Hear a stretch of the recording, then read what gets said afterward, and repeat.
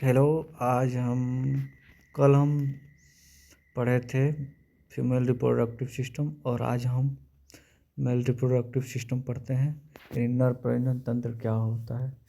तो ये होता है male reproductive system in which from male sex gametes sperm नर जनन तंत्र के अंतर्युग में जिसे शुक्राणु कहा जाता है यह बनाते हैं। जैसे फीमेल में ओवम बनाता है तो इसमें ये बनाता है। Male reproductive system has different organ. Male reproductive में इसमें डिफरेंट ऑर्गन आते हैं, जैसे primary sex organ, secondary sex organ. इससे हिंदी में हम प्राथमिक जनन अंग या द्वितीय जनन अंग भी कहते हैं।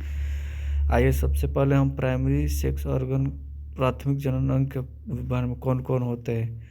पेनिस, स्क्रेटम और टेस्टिज ये होते हैं।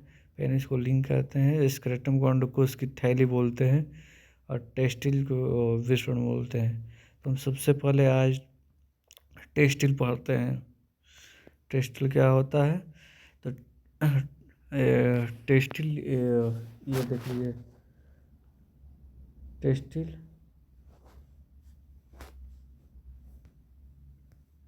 ये पेनिस दिख रहा है और ये जो दोनों अंडकार दिख रहे हैं अंडकोश, इसी को टेस्टिल बोलते हैं। इसके अंदर के बारे में जानते हैं ये क्या होता है, फिर सारे चीज़ टेस्टिल।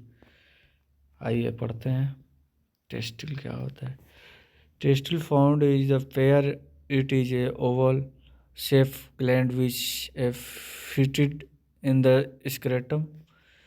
ये टेस्टिस जोड़े में पाए जाते हैं। ये गोलाकार ग्रंथि होती है और ये अंडकोश के अंदर पाए जाते हैं।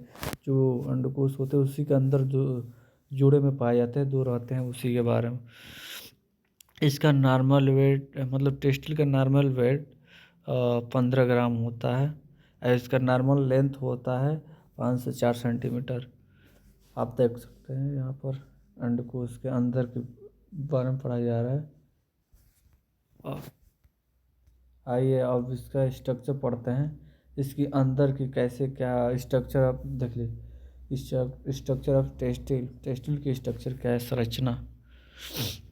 Outer side of the test present of the special layer which in the called tunica vaginal.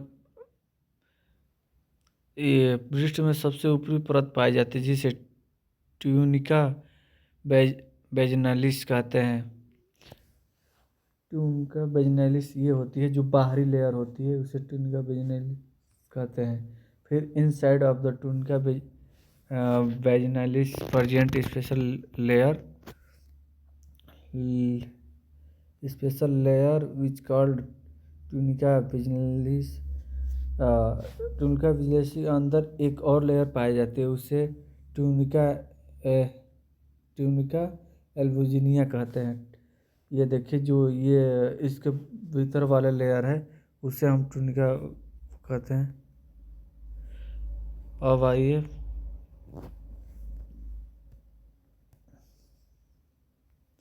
ये दो हो गया। अब आइए तीसरा, this tunica albuginea start of the folded and the convert into the seminiferous tubule. Tunica albuginea के अंदर मुड़े जाते हैं और वह सेमनीफेरस ट्यूबुल में बदल जाता है। देखो ये जो मुड़ा हुआ है, जो मुड़ जा रहा है, ये बैंगनी कलर में मुड़ रहा है, उसी को हम सेमनीफेरस में बदल जाता है ट्यूब, मतलब ये हो जाता है। देखो अंदर की तरफ देखो, बढ़िया से देख सकते हैं, ये मुड़ जा रहा है, यही बना रहा है।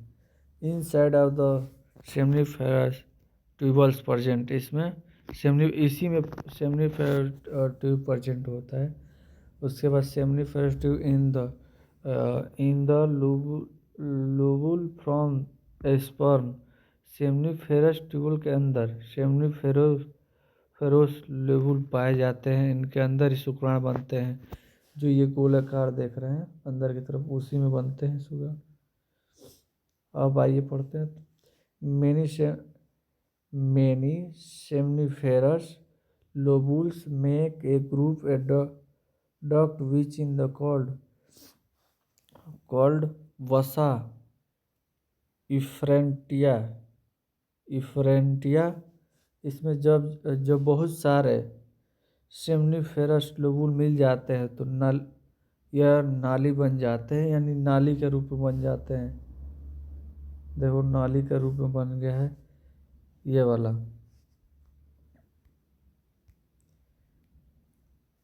This vasa efferentia connected which flow to which the called epididymis, मतलब वसा इन्फ्लोरेंसिया एक खोखली नली से जुड़े जाता है जिसे हम एपिडाइमस कहते हैं।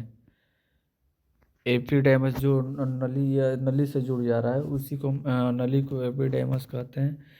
सेमिनल विजिकल इसे शुक्राशय भी कहते हैं।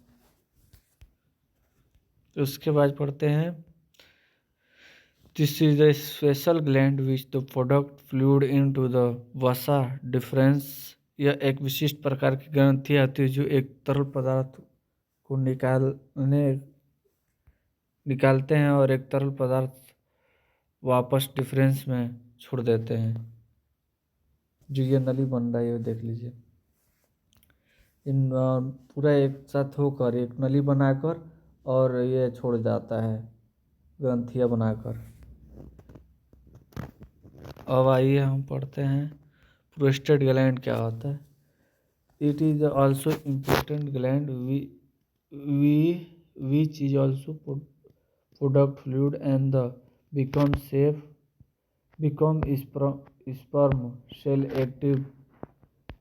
यह एक प्रकार की विशिष्ट प्रकार की ग्रंथि होती है जो कि शुक्राणु को उत्तेजित कार्य करती है। और इसका नेक्स्ट क्लास आगे पढ़ाया जाएगा।